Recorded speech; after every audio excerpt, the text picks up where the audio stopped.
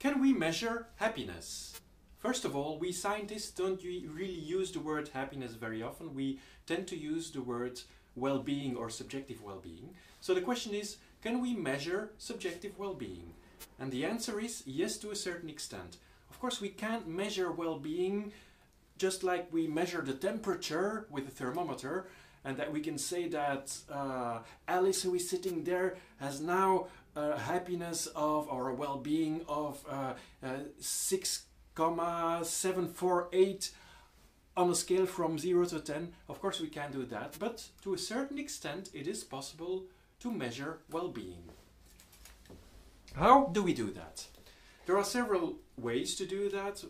First of all, it is possible to put a person under a scanner, inside a scanner, and then, for instance, it is possible to measure the activity of the left prefrontal cortex, that this part of the brain.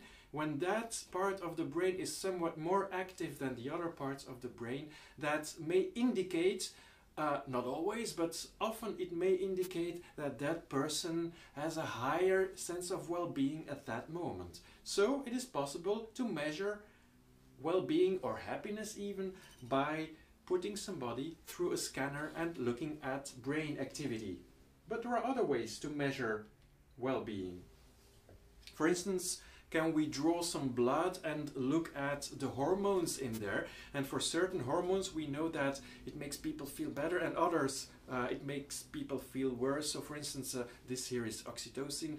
When it's slightly higher than usual, then generally people tend to have a higher well-being. So with the blood measures, it is possible to analyze your blood and see on the basis of those measures if a person has a high well-being or not. That is another way of measuring well-being. There are other ways. For instance, one way that is often being used is experience sampling. That is by little palm tops, for instance, that people can be asked on a certain moment how they are feeling, and on the basis of that it is possible to look at their well-being. It's also possible, for instance, to look, or have a computer look at the facial expressions, to see on the basis of little micro expressions like the so-called Duchenne smile, to look at how well a person is feeling at that moment.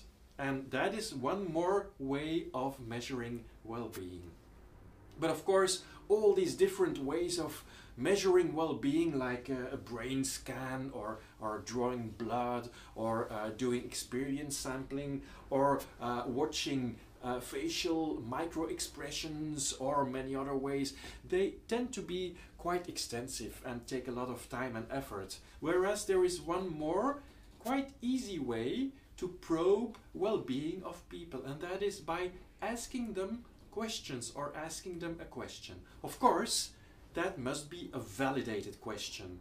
So we scientists want to be sure that a question that is being asked gives us the answers that we want to probe, that we won't be using some like questions that you see in the magazines, or sometimes over the internet. No, we really want to make sure that a question questions what it is designed to question. And that is called a psychometrically validated question. And when we use that kind of questionnaires or questions, then we can, to a certain extent, know how the well-being of a person is.